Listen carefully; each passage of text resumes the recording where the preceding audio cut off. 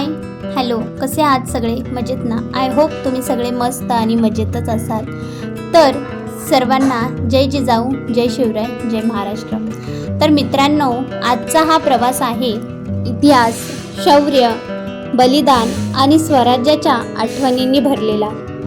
आज आम्ही चाललोय पन्हाळा गडाकडे. कोल्हापूर जिल्ह्यातील सह्याद्रीच्या कुशीत विसावलेला छत्रपती शिवाजी महाराजांचा पराक्रम साक्षीदार असलेला तो ऐतिहासिक किल्ला म्हणजेच पन्हाळागड.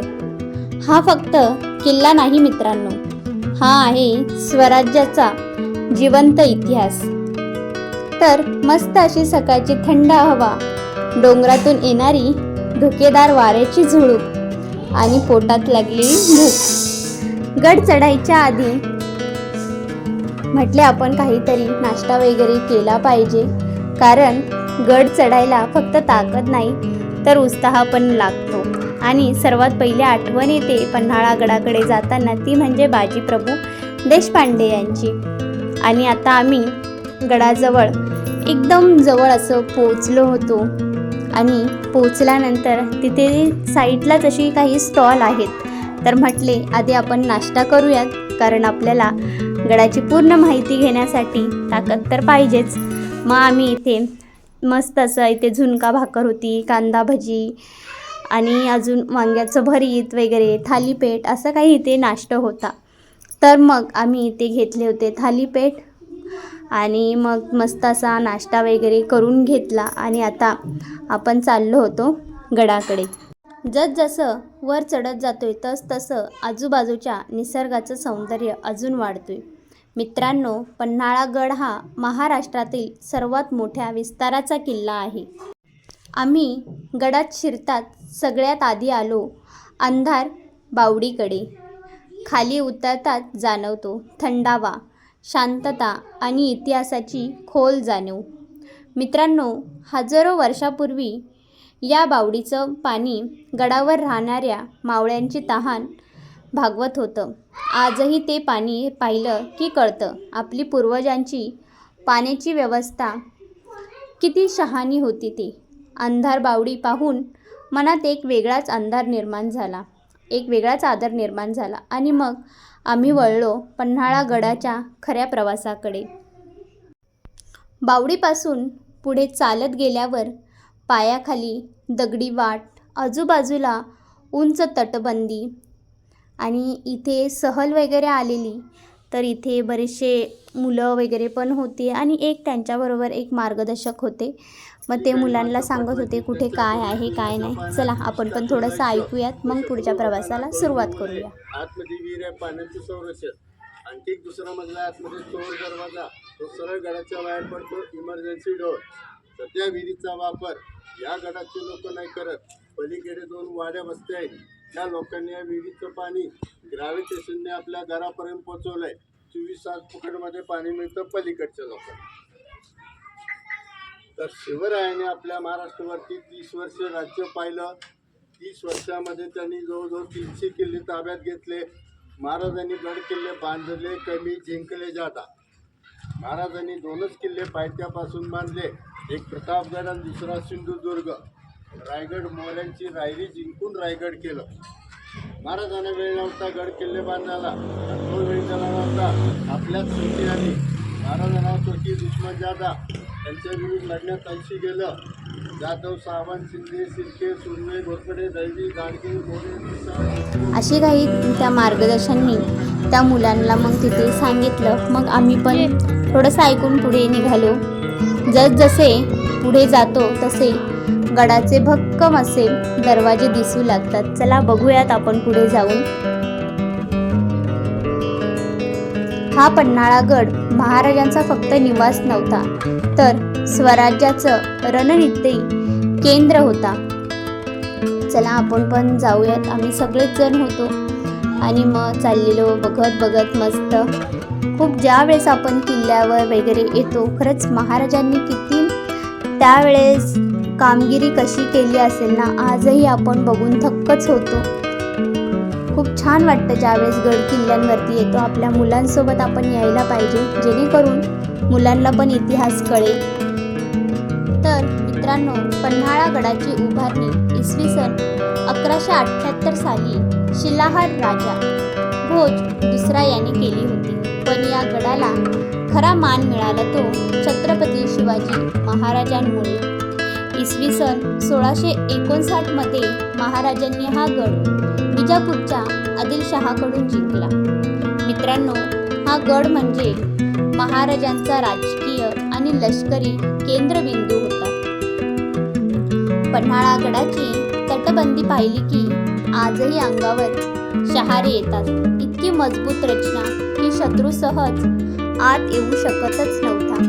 बघू शकता तुम्ही कशी महाराजांनी त्यावेळेस रचना वगैरे केली असेल आणि प्रत्येक काम हे किती भक्कम आणि खरंच आपण अनुभव पण शकत नाही एवढं असं महाराजांनी छान अशी उत्तम कामगिरी त्यावेळेस केलेली आहे. बघू शकता आजही हे गड किल्ले महाराजांचं अस्तित्व आपल्याला सांगत असतात.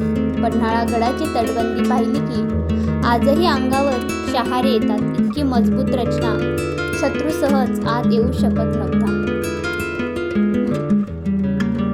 बघू शकता तुम्ही.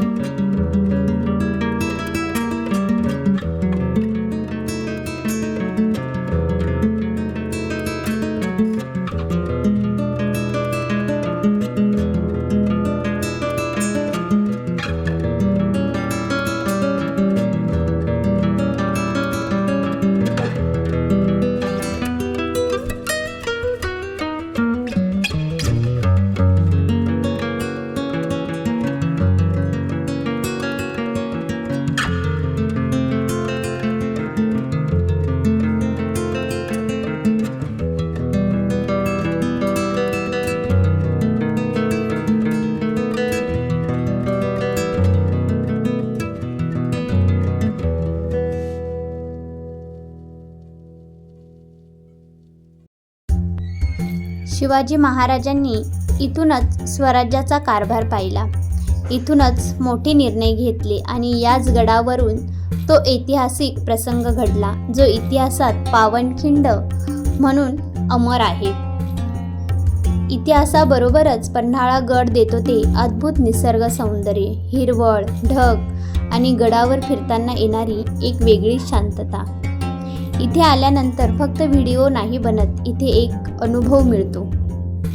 मित्रांनो, आता आम्ही इथे आलो होतो ते इथे आहे असे हे मोठे कोठार जिथे स्वराज्याचं नियोजन दाखवणारं जिवंत उदाहरण आहे. शत्रू कितीही दिवस वेढा घालून बसला तरी गडावर अन्नाची कमतरता पडू नये यासाठी इथे मोठ्या प्रमाणात धान्य साठवून ठेवलं जायचं.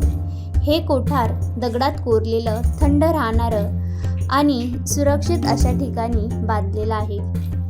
यावरून एक गोष्ट स्पष्ट होते मित्रांनो, छत्रपती शिवाजी महाराज फक्त रणांगणावर लढणारे योद्धे नव्हते, तर ते दूरदृष्टी असलेले राज्यकर्ते होते. धान्य कोठार पाहून पुढे जाताना प्रत्येक पावलागणिक गडाचं महत्त्व अधिक जाणवत जातं. इथे फक्त तलवारी नाही लढल्या, इथे बुद्धी, नियोजन आणि संयम लढला आहे. गडावरचे रस्ते, तटबंदी, रचना पाहिली की वाटतं हा गड जिंकणं किती अवघड असेल. खरंच खूप मस्त वाटतं आणि एकीकडे इतिहास आणि दुसरीकडे सह्याद्रीचं सौंदर्य, हिरवे डोंगर, खोल दऱ्या आणि गडावरची शांत हवा. इथे उभं राहिलं की जणू काळ अजून थांबून जातो. पन्हाळा गडावर तलवारीपेक्षा अधिक ताकद होती, ती म्हणजे नियोजनाची.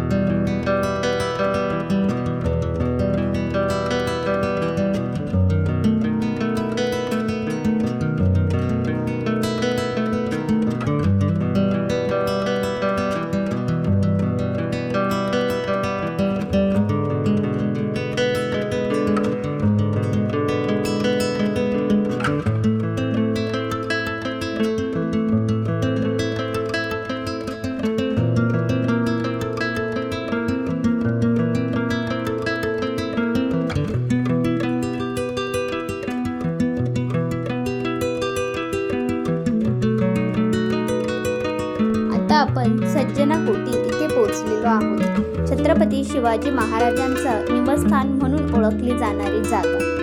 इथं उभं राहिलं की डोळ्यांसमोर तो काळ उभा राहतो. महाराजांचे निर्णय, मावळ्यांची हालचाल आणि स्वराज्याचं स्वप्न. सज्जनाकोटीच्या पुढे चालताना गडाची तटबंदी आणखी भक्कम वाटू लागते. पायाखालचा दगडी रस्ता आणि आजूबाजूला उंच भिंती यावरून एक गोष्ट स्पष्ट होते. हा गड फक्त संरक्षणासाठी नाही तर शिस्त आणि नियोजनासाठी बांधलेला आहे. बघू शकता. पुढे आता आपण आलेलो आहोत. याच गडावरून तो निर्णायक क्षण घडला ज्यामुळे पन्हाळागड इतिहासात अजरामर झाला. इथूनच महाराज विशालगडाकडे निघाले आणि मागे उरला बाजी प्रभूंचा पराक्रम. सज्जनाकोटीपासून पुढे चालताना पावलोपावली तो इतिहास आठवत राहतो. आज आपण इथे फक्त फिरायला आलेलो नाही, आपण आलोय इतिहासाला नमस्कार करायला. पन्हाळागड फक्त पाहायचा नाही, तो मनात साठवायचा आहे. खूप मस्त असं वाटतंय. आम्ही पण बघत चाललेलो. तुम्ही पण व्हिडिओ लास्टपर्यंत बघत राहा. आणि सर्वांना जय जिजाऊ, जय शिवराय, जय भवानी, जय महाराष्ट्र. तुम्हाला हा व्हिडिओ आवडला तर नक्की लाईक करा, शेअर करा आणि कमेंट करायला विसरू नका. पुढचा व्हिडिओ